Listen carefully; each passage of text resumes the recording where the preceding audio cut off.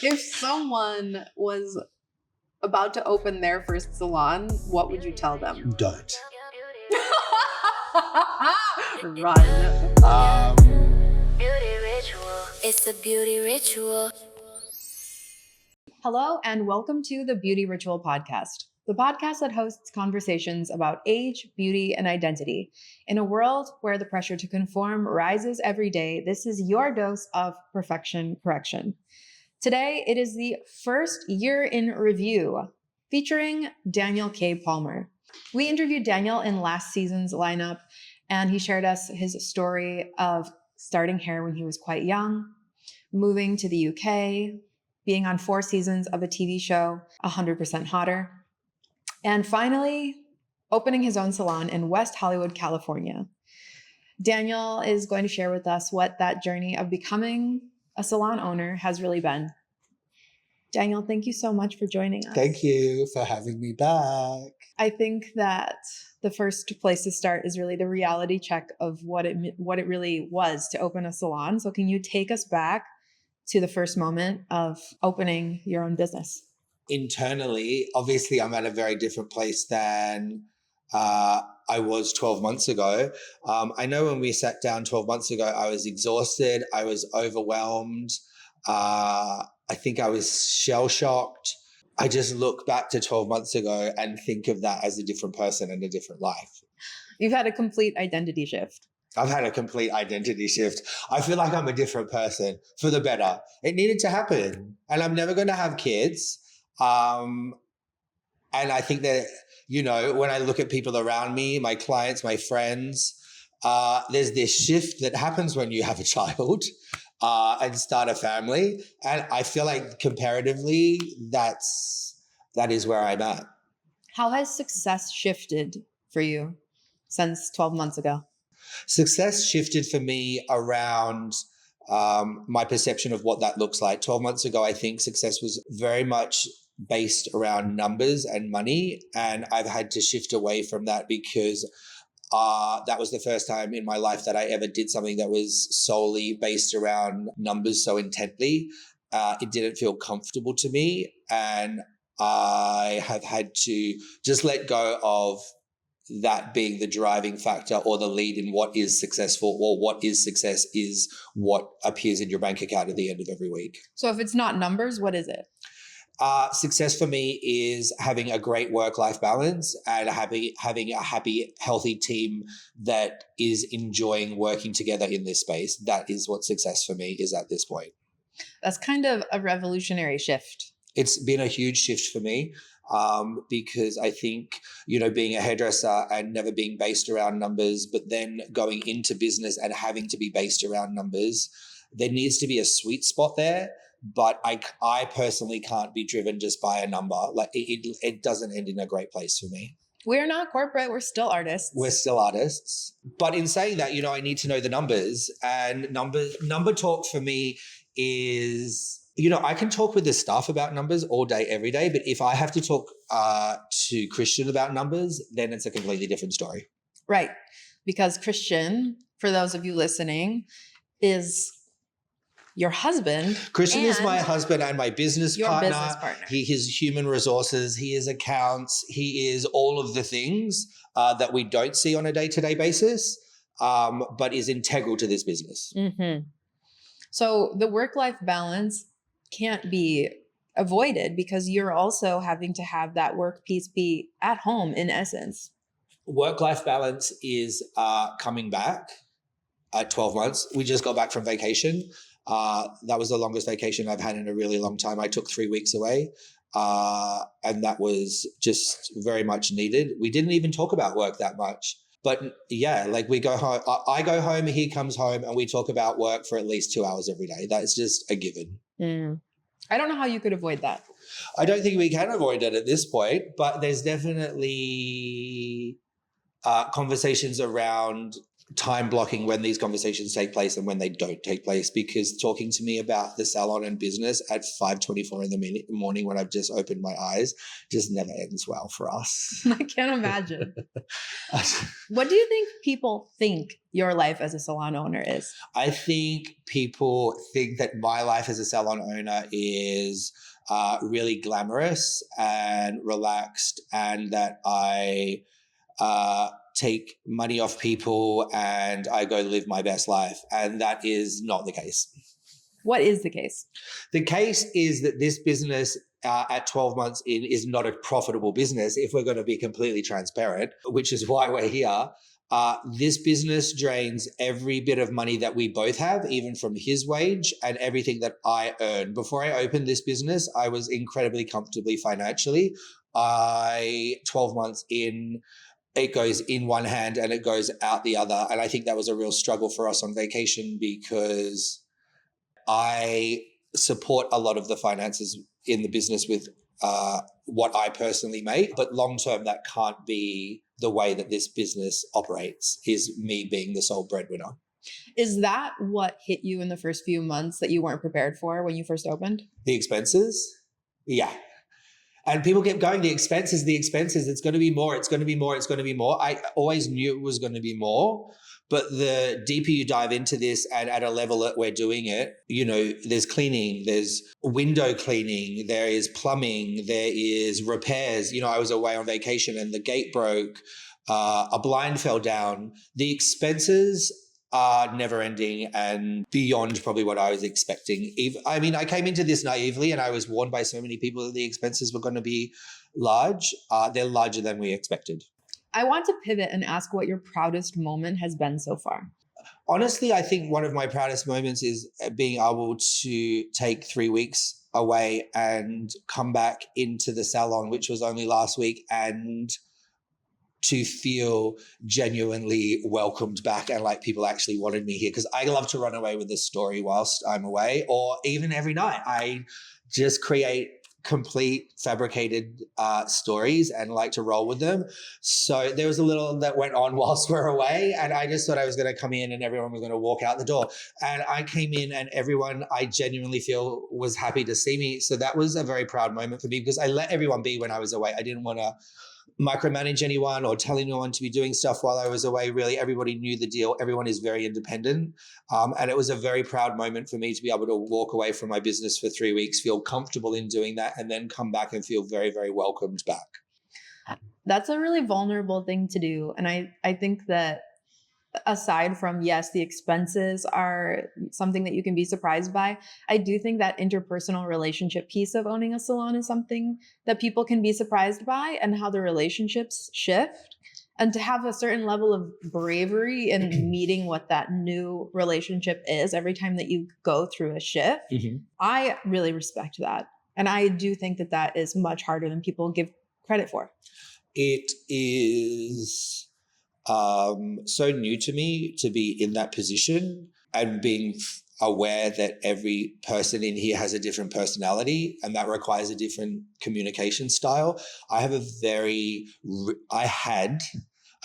rigid communication style, which was any thought that came into my head must be expressed, because that's my truth and that's my honesty, and I must serve my truth and I must tell you. At 12 months in, that is not a great coaching style. There, you know, just a little bit of a pause before communicating with people, and also understanding that people don't take advice, constructive criticism, motivation in the same way. I have to pivot the way that I communicate with every single person in here, and that's been a very large area of growth for me. Huge. Boundaries, relationships in your personal life, in your work life, they're hard on anyone. But when you are the leader, that really puts you in a position where the spotlight is on you for those decisions that you make. Right. And being in that leader spotlight, again, that's new to me. And we have a lot of questions about that. That's something I just think there's always going to be growth in that area. I'm never going to be happy with myself in that area. I always think that I can do better in that area. A growth mindset is great. It really is. And I think that you have a lot to be proud of with what Thank you've done. you. I just try and remain adaptable, and I kind of have always wanted that. I'm sure we would have touched base on that a year ago too, that adaptability and being adaptable to the day that I die is like really important to me. Because without adaptability, then we're just there. And I just don't ever want to stop. There's always room for growth. You have a mix of booth renters and commission stylists in the salon. Mm-hmm. Can you explain why you chose that format? That format in the beginning was I was just going to be a booth rent salon because I came from being a self-employed person, and there was this element around wanting to maintain people's independence. And so we were going to solely be booth rent. And that was going to be that. And I was going to be involved in no one's business, and I was going to take your rent and I was going to provide you a space, and that was going to be it. That for me felt very landlordish. And that's just what it is. I feel like if you're only going to be a booth rent salon, then technically you're really only someone's landlord. I can't really involve myself in your business. I can't really coach you. It just creates a little bit of space. And for some people, that's great. Some people have that tenacity that they can be booth rental solely. Opening a salon and then having a shop front, which allows people just to walk in off the street. There was so many people that will walk in here and go, oh, are you looking? Are you hiring? Do you have any work?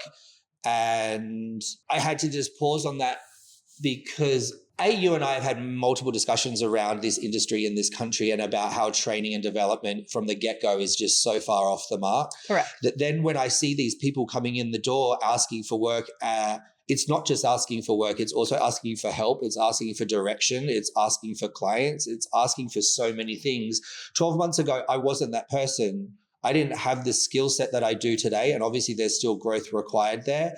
I see so many hairdressers that have the beginning of the skill level and the desire to be a hairdresser working in a hair salon like this, but just don't know how to bridge the gap between the two.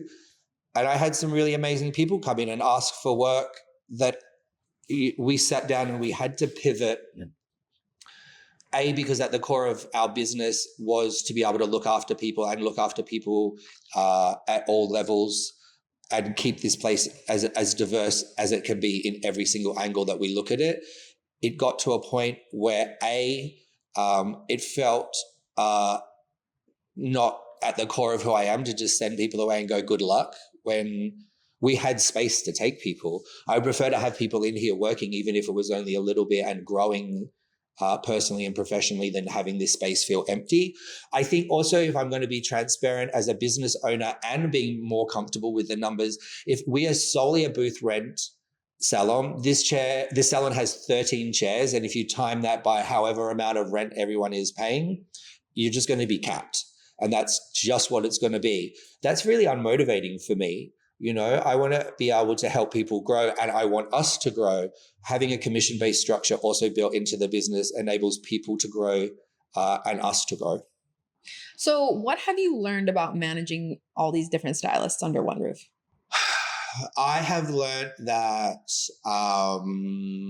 you can't want someone's career more than they want it themselves. And wanting diversity and having diversity in the salon on paper and in real life is very, very different. What do you think it comes down to being a judge of character in terms of what you've learned? In the beginning, there was a desperation of just wanting to have the space filled. And so when I would sit down with people, it would be like, yes, yes, yes, come on down. 12 months in, I don't feel like it's done that. And I think over the last specifically 4 to 5 months, when I've started to sit down with people, there's a certain element of your character that you naturally need to have to be able to work in this space. You need to be very enthusiastic and adaptable. There needs to be certain core elements that you're comfortable with, e.g., there needs to be a certain level of confidence around yourself and networking. That's an integral part of becoming a hairdresser in this town. If you can't have that, then it's going to be a really slow burn. I need to see potential when it comes to operating in a team.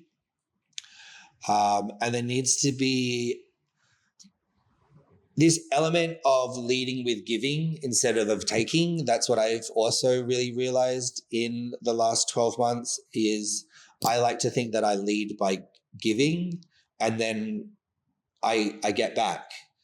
I've realized that the people you give the most take the most, and the people that you give the least take the least, but they will generally do more for you. The more you give, the less you get. That's what I've learned. That's been a light bulb moment for me. Because I just thought if you give and you give and you give, you're only going to get back. But what I realized is if you give and you give and you give, some people are just going to keep on taking. How do you create a sense of culture with everyone operating so differently? I think this one, we're still learning, and we're much better at what we were. I think creating a culture is being really aware of who you are as a person and the culture that you wanted to create from the get-go. And there was a period of time, 9 months in, 8 months in, where I kind of forgot that and who we are and what we do here. To create a culture, you have to live, breathe, speak, and show the example of that culture. That's the only way to really do it. It has to come from me. And if I slip, then everybody else tends to slip. I think it's also employing the right people. Everybody that we have in here, as you know, is so different, yet there's this element of kindness and care that I think is what is the part that connects us. And with that kindness and care, I think it's much easier to cultivate a culture. In saying that again, it's much easier to cultivate a culture with somebody that is you're working closer with in commission than it is to be able to cultivate culture with somebody that's a booth renter because they are an independently employed person. And I think that's the area where I still struggle a little bit. What have stylist transitions, people coming and going, taught you about leadership? Not to take it personally, and that not everybody is built for this environment. The environment of this salon or the beauty industry environment? Both. Interesting. We had some people leave at the end of last year, and by the time they left, I was just broken, to be honest. There was a 2 or 3 month period of time where we had, I don't want to use the word toxicity, but if that's what it is, then that's what it is. So it just completely took away every bit of self-belief I had in myself, because these were the first people that were just, were clearly not happy in this space. The communication and the way they would come in and work started to reflect that. And it was very hard for me to navigate that because I'd never had to navigate it before. And all I kept doing was leading with giving again. Is there anything wrong? Can we do anything to help you? We just kept giving and giving and giving. And it was just brick wall against brick wall against brick wall. That was really, really hard for me to deal with because I just like to talk. I don't see why we would ever have any issues in here. We would just talk about it. And that wasn't something that they clearly were open to. And that was very, very hard for me to deal with. That took me to a very dark place at the end of last year. Because I want to fix and I want people to be happy. That's core of who I am personally and professionally. Like, I want you to be happy. If you're not happy, how can I help you? It's a two-way street though. So what was the mode of behavior that changed? If you went from the over giving, where did you turn to? What was the new mode of behavior? The new mode of behavior. The updated iOS. Yeah, that's the 2026 version because there was that hard pivot at the beginning of the year where I was like, we need this to continue to work. The figures aren't working and we need to tighten up some things. It was around boundaries and knowing that still if I'm leading with who I am and what the business is, that not everybody is meant to be here, and that's okay. Sometimes you just have to let people go. How do you handle having to let someone go or if someone decides to leave? I haven't had to let anybody go yet. That people have decided to leave. So that obviously is tough. I don't want to speak too specifically about the specific people, by the time these situations got to where they were, it was so obvious that was going to need to be the solution, that Things took a natural course. I mean, Christian is a lot harder than me when it comes to certain things. So I found myself defending these situations. Christian would have ended them a long time ago. Christian comes from a corporate background, so it's very much easier for him to be black and white. I'm emotionally attached to everyone and everything in this building, so it's a little bit different for me. I think the learning came from after these situations happened and time had moved on. The only comparison that I could bring it to is like when you're in a toxic relationship for an extended period of time and you don't realize how toxic that relationship is until you're out the door and it's a few months later and you're like, oh my God, that was way, way, way worse than I thought it was. And I thought it was just me dealing with that. And I could see that it had affected other people. And that made me have a little bit more grounding and self-belief in that area. Was like reminder, if you're feeling this uncomfortability, then other people are also feeling this uncomfortability. And it's not just about trying to solve the problem for the people that are the problem. It's also trying to keep everybody else safe in here. And that's tea. How has stepping into the role of owner changed you as a person and a stylist? I'm never going to be the same person again. You know, now I just think, what did I do for the last 20 years of my life? Because take away the elements of business now that fill my days, I don't know what I would do. To my core, I am a completely different person in the sense of 12 months ago, I was so reactive. And I've always been that person. I'm a Taurus. I'm loud. As I said, I'll just say anything that comes to my mind. That became a personal issue for me in the first few months of opening, when I was still wrapping up dealing with the landlord of this building, the tradesman that worked on this. There was just a couple of elements that took me to my breaking point, that I responded to these situations in a way that was very reactive and unprofessional. And at the time I was like, well, fuck it. Like, that's who I am. And I don't want people to take advantage of me. Now, I am so unreactive. It's been something that I've had to practice for the last 12 months intentionally. And across the board, it has just changed the vibration of who I am as a person. Sounds incredible, actually. It was torture at times. But I can imagine it was torture, but I also think that reaching those lows taught you something that no one can take from you. Absolutely. And, you know, I was embarrassed with my behavior. Do I regret it? Not completely. I learned the lesson. Also, it's weird how suddenly when you open a business, somehow everybody just thinks that you're rolling around in money and I can just give. That's just not the case, especially in Who thinks that? That's been my interpretation, is people just think that you own a business so you can just give. And that's just not the case. And this town, when I first moved here, gave me a thicker skin. This town, and being a business owner in the last 12 months, the skin has gotten thicker even more. Retinol, honey. Retinol. So you've had to step into a version of yourself that's completely unfamiliar to lead. Completely unfamiliar, and still, you know, unfamiliar. Imposter syndrome is a real thing. And I see that with certain staff members in here at the level of where they are in their career. They just don't feel worthy. They don't feel good enough. They don't think they can. They don't think they have the ability. They do. It's so easy for me to like help that person get out of that. The struggle for me is I am a hairdresser. I do great hair. I am only just starting to wrap my head around the fact that I am a businessman. I am an entrepreneur. And that's still somewhat uncomfortable for me because I still have disbelief in myself. I think that's completely normal. And I think that also brainwashing yourself out of it is completely normal. And I'm a huge advocate for that. And that's where we're at. We just keep faking it till we make it at this point. And I did do this, and we did do this, and we continue to do this. But you just don't know what being a business owner is until you're in it. Like, you can't. If I had known 12 months ago what the first 12 months of being a business owner would be, I probably wouldn't have done it. I mean, weren't you here when we were only open, I think, like 6 weeks, and a car ran into the front of the salon? Like, these are the things that you just don't anticipate happening. You really don't. I was also standing exactly That's right. She was right there. where the car was coming. It was quite the day. It was quite the day. And that I think was like 6-8 weeks in at that Barely. point. Yeah. And so again, like suddenly then I'm responsible for this situation. That could have been so much worse. Oh yeah, we were very lucky. So lucky. I mean, the car was literally on the other side of this wall. It was only this far from you.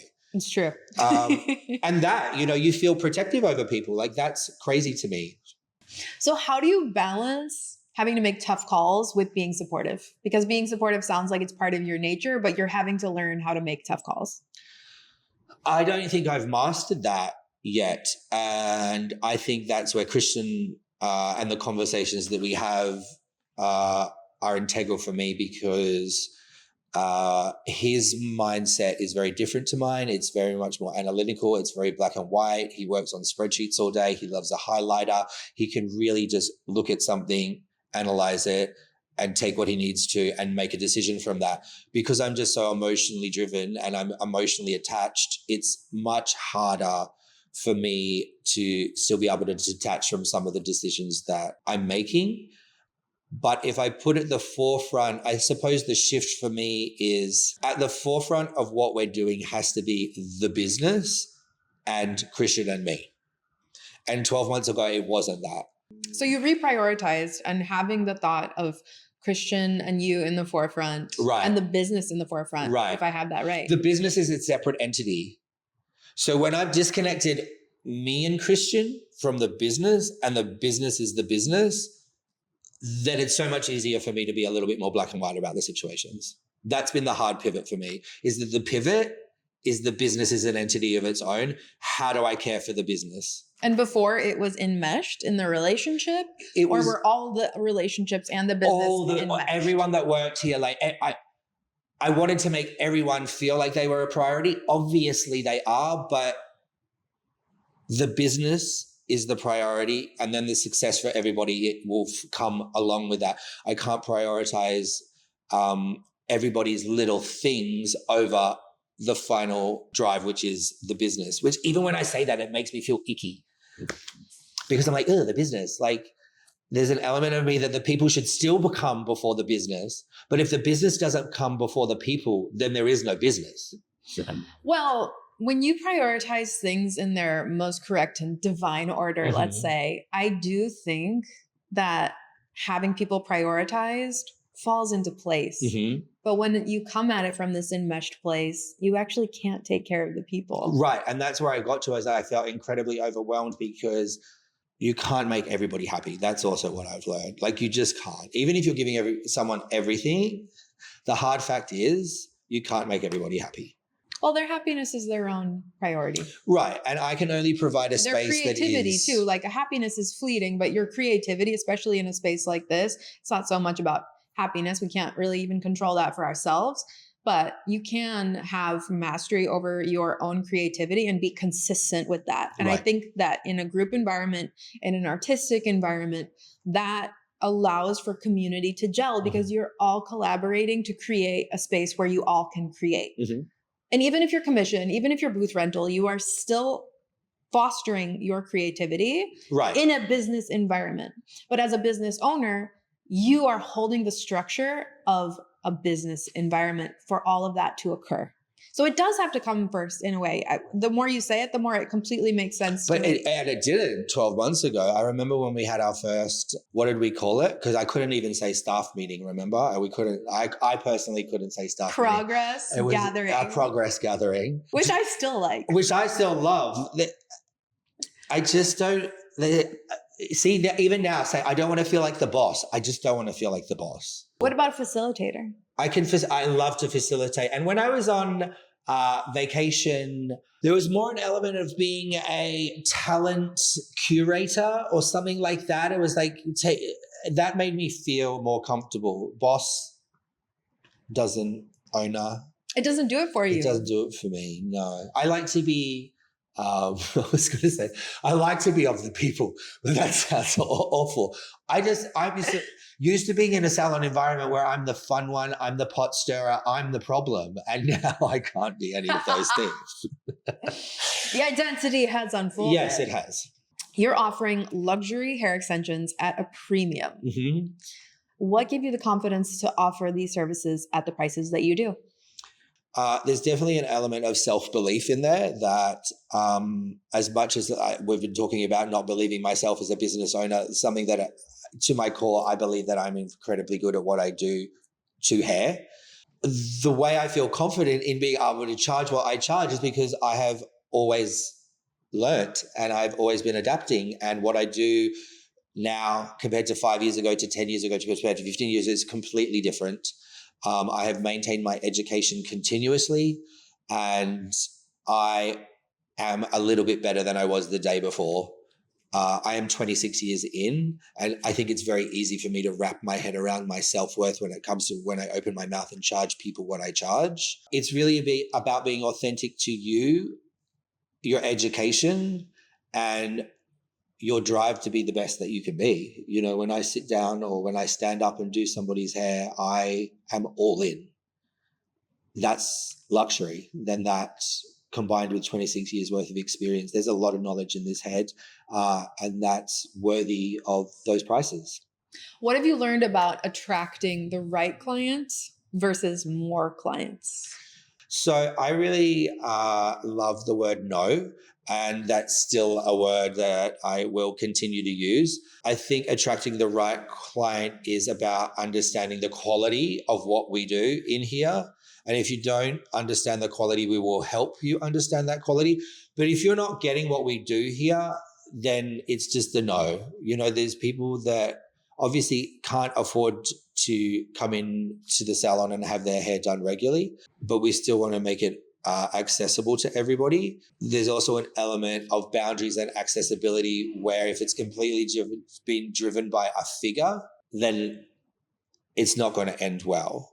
And I think we've seen that play out in a couple of experiences where if you're just trying to get everybody in the door and you're compromising on your self-worth and what you charge, 9 times out of 10, that situation doesn't end well. Because if someone doesn't understand what you're doing to their hair and the service that they're achieving compared to only looking at a number figure, then most of the time they're not going to be happy. Period. How much of the business relies on social media? A very large proportion of that. How large? If you were to look at my social media presence from 12 months ago to now, it's completely changed. And in saying that, I've seen people come in here and work for 12 months and post 4 times in the year. And I've seen people come in here and work in 6 weeks and post 25 times in a month. And the equation ends up very, very different. We live in an oversaturated city where there is, I believe, the number is either 7,000 or 9,000. There is a lot of hair salons in this county. And you need to be able to stand out. What I've also learned is just by posting before and afters or hair reels or pictures, it's not going to get you necessarily all the clients that you want. Personality is a really, really big thing, and you can't be afraid to show that at this level. I would have never thought I would have gotten clients from having a podcast. Right. And that was never my intent, but I have. And I was just really confident that my work spoke for itself and that I didn't need to show my personality. And every time I put my personality out there, I get a client, which I didn't think would be the case. How do you balance posting on social media, creating social media content, and running a salon? How many are you converting from social media? How many are you converting from just meeting people out in the world? The balance between creating social media and running the business is a little bit blurred because at this point I just kind of am starting to open up more and more about every part of what I do and who I am.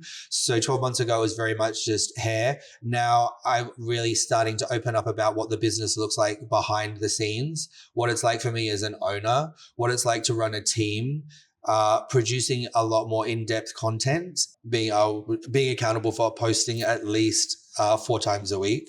When I was on vacation, I promised myself that I would post every single day that I was away, and I did. That was 21 days. That was a lot. of social media.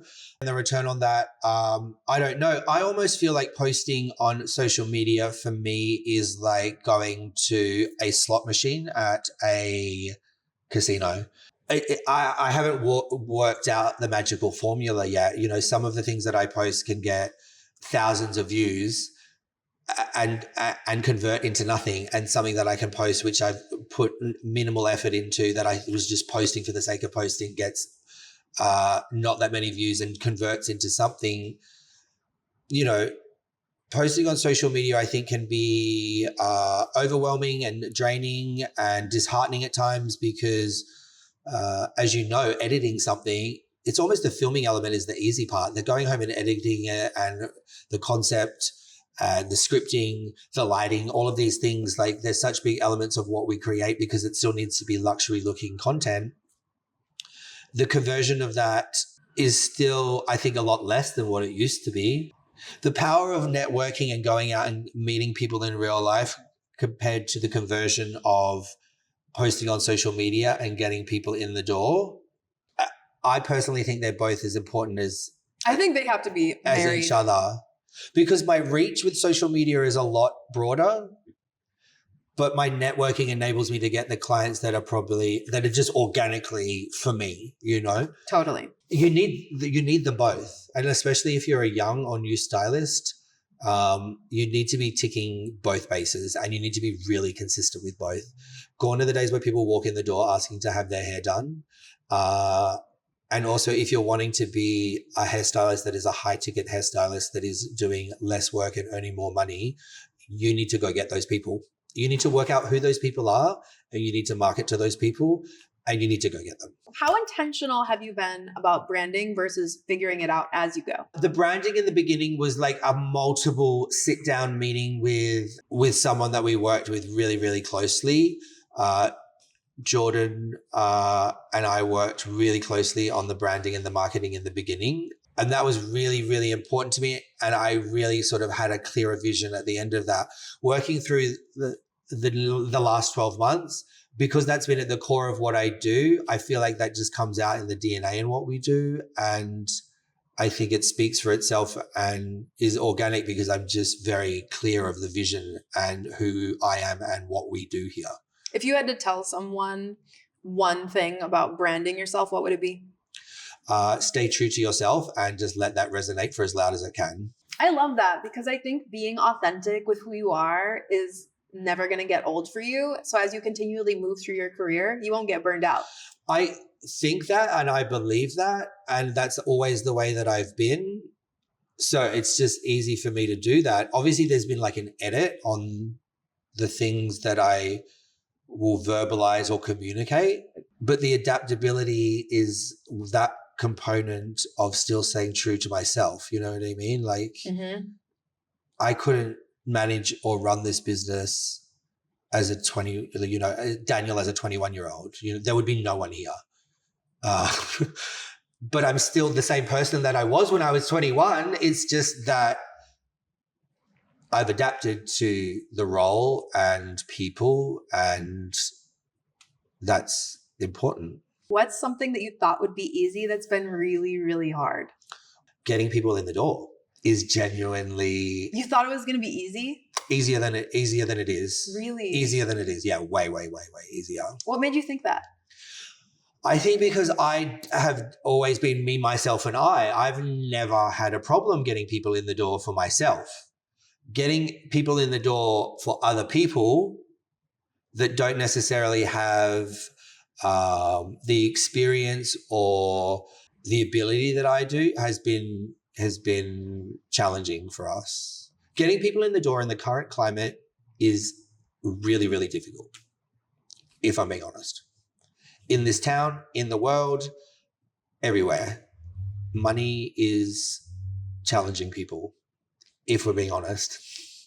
The American economy is not doing well, and I don't want to take this conversation down that way. But in a time like this where things don't feel bright and bubbly, people tend to lean into themselves, and that's what we're here for. We're here for you in this tough time. You need luxury hair extensions, is what I'm saying. It sounds disgusting though when you're like, the world is falling around us, but come in and have your hair done. But we need to all look after ourselves as well. And I if we look back to, are you going to look ugly through the apocalypse? right? Well, and that was my point. Is like, if we think back to like early COVID, mid COVID, we all thought that we were hairdressers. Like, our time is done here. Like, we're not going to work for 12 months, 24 months. I should probably admit this on camera, but I was never busier. People were sitting in front of cameras. Like, people were concerned about themselves. We were worried. We were stressed. There is an element of what we do. The Zoom to hairdresser pipeline. Right. Mm-hmm. That was fantastic. Zoom to med spa pipeline. Correct. Also, it wasn't just us. Let's really anything aesthetic based. Correct. But it's hard to disconnect from the noise of the world sometimes. And I think, feeling your best enables you to vibrate at a different level. Do you feel like you've been able to maintain a sense of self through all of this? I have. There's been some times in the last 12 months where I lost that. That was tough. That was real tough. Again, that sort of 2 to 3 month period where what was tough? We had some friction in here. That was a really hard time for me. I went to a really dark place in October, November of last year, and we were only 9 months in. It got to a point where there was a period of time where I didn't even want to come into the salon because I just dreaded coming in here. I'm sure a lot of business owners would probably relate to you.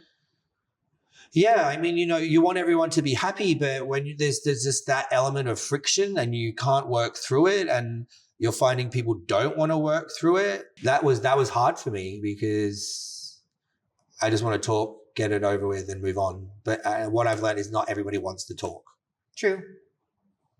You can only work with the people that want to work with you. What has this year cost you personally, and what has it given you? It humbled me more than I've been humbled ever. I've been humbled multiple times in my life. This year humbled me financially. And it's reminded me and given me the drive that I've always had, which is just to do what I love to do, which is hair and making people happy, and the rest will fall into place.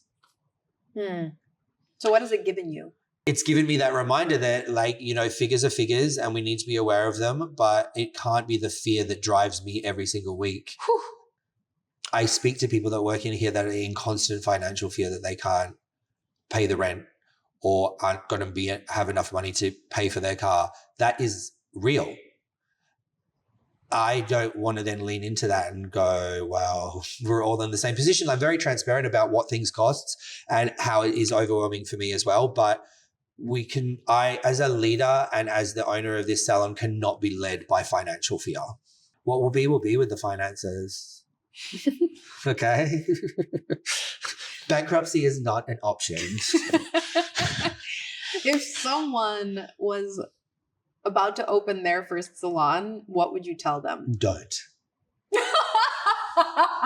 Run. I mean, obviously the expenses are going to be way more than you ever think. Color costs a small fortune in the current climate. That is a huge expenditure. You know what? I would tell people, if they were opening a hair salon, not to spend a lot of money on stocking physical retail is what I would tell people, which may be a little controversial. That is controversial. Yeah. We are with Davines. We love Davines and we love everything that Davines is. No matter what company you deal with, they're going to request that you place a minimum product order. On the color, fine. I'll take that. I'm an artist. I want to carry every single color in that wall. We have every single multiple colors because that's what I am as an artist. Minimum spend for most companies are between $3,000 to $8,000. It's really hard to get a turnaround on that, if I'm being honest. And you're competing with Amazon, Sephora, right. Every other online retailer. Exactly. And most successful brands are going to be on one of those platforms because they have to for themselves. And people really do buy a lot of their retail online now. And I think that in the past, it really was a great way you could probably make your rent in the amount that you could sell Right. color in the salon, but there wasn't as much competition for that retail space.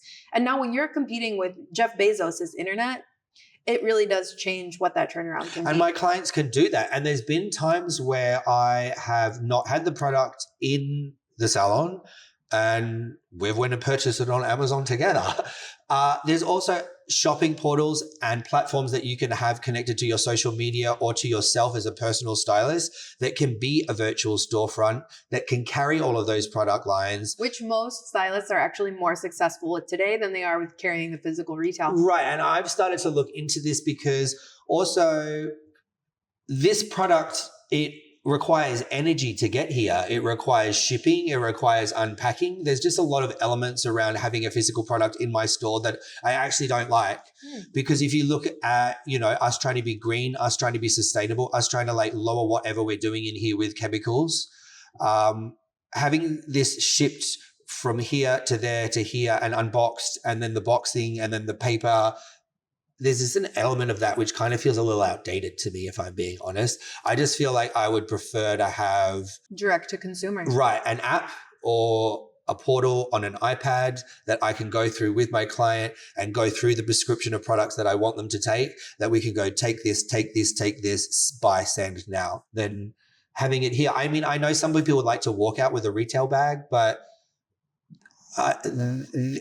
if I'm saying anything to anyone that's going to open a business, that this first product order is really expensive and the return on it is not worth it. You know what? It's a hot take. It's a hot take. Got to have one of those. What did you learn in year 1 that you're taking into year 2? That I need to have stronger boundaries around when I am a business owner and when I am a hairdresser. They need to look like two different things. And for my ADHD brain, this needs to happen on this day and this needs to happen on this day. And doing them together does not work for me. So boundaries. Boundaries and self-respect to the business owner. Because the hairdresser guy can just work till he drops. But the businessman in me is still needing a little bit more support. If you could talk to yourself, you can time travel and you could talk to yourself on opening day, what kind of conversation would you have with yourself? I would tell myself to breathe and to stay calm and that everything blows over. That's what I would tell myself. Just let it go. What keeps you going on days that feel really hard? The fact that I know I need to show up in a certain way. And January 1st of this year, I decided that no matter what space I'm in, I walk through that door as a certain person. And that keeps me going, is that I know I have to hold myself in a certain way. And whether I'm faking it or not, that's just what I do. Well, Daniel, thank you so much for taking us through that year of review. If I went back in my mind just now, and I'm going to go rewatch that episode after this conversation, it's night and day. 12 months from now, it's probably going to be a whole different shift once again. But I do think that you've built yourself a foundation to grow upon. I think you've built a lot to be proud of. You built a gorgeous space 12 months ago. And thank you so much for your vulnerability and your bravery and sharing really candidly what this experience has been like for you. I think a lot of business owners out there can probably relate to a lot of what you're saying and maybe haven't had the moment or the platform to say it for themselves somewhere. So is there anything you'd like to leave us with before we sign off? Just don't let the fear take over. When you say you don't let the fear take over, if you were telling that to me, if I was in a state of fear, how would you really talk me through that? I have a really strong relationship with a higher power. I'm not going to use the word God. I'm not religious. I'm incredibly spiritual. I honestly believe that my higher power, the universe, whatever you want to look at it as, has my best interests at heart. And if I continue to lead with kindness and care, why wouldn't my universe show up for me like I show up for everybody else? Why wouldn't your universe show up for you like you show up for everybody else? Oh, I love that so much. Thanks. Daniel, where can the people find you? Where can they find the salon? Where can they continue to tap in and watch your journey? You can find us at danielkpalmer.com, and you can also find me on Instagram and TikTok on Daniel K. Palmer Hair. And we also have Daniel K. Palmer Salon as well on Instagram. Thank you so much for tuning in to this first year in review on the Beauty Ritual podcast. Thank you so much to Daniel for giving us this beautiful space to shoot in. You can find us at Beauty Ritual on TikTok, Instagram, and Spotify, and we will see you next time. It's a beauty ritual.